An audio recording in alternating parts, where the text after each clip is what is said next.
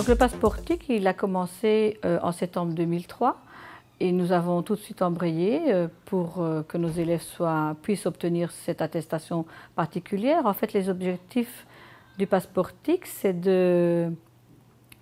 d'apprendre aux élèves à se servir correctement de l'outil informatique, de faire des documents corrects, bien présentés, de faire des recherches pertinentes sur Internet, de pouvoir, avec ces recherches, faire un texte personnel, non pas un copier-coller tout simple, tout en citant les références des documents qu'ils sont allés consulter. Donc je pense maintenant que les technologies de l'information et de la communication, c'est très important, tout le monde doit s'en servir, donc tout le monde doit être à même de se servir d'un traitement de texte de la manière la plus efficace possible, de se servir d'un clavier dont on avait prédit la mort depuis longtemps mais qui est toujours bien présent partout, et aussi savoir aller sur Internet pour faire mille et une choses. Je crois que maintenant c'est vraiment pour tout le monde. Au niveau des élèves, au niveau de la pédagogie, on leur demande de plus en plus et de plus en plus jeunes des travaux écrits, des travaux bien présentés.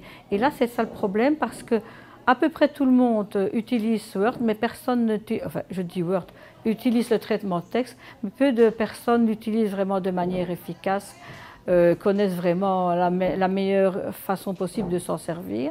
Et aussi, il y a 15 ans d'ici, on avait encore dans les petites classes des cours d'études du clavier qui donnent quand même une facilité, une liberté d'esprit pour ceux qui doivent ne serait-ce que chatter, mais aussi préparer un résumé, préparer un exposé, etc. Le fait de ne pas penser à l'emplacement des lettres, ça leur donne beaucoup d'efficacité, mais ça c'est un aspect dont on ne tient absolument plus compte nulle part. Et on a beaucoup trop peu de 2 heures en première, c'est dommage que ça ne peut pas être étendu.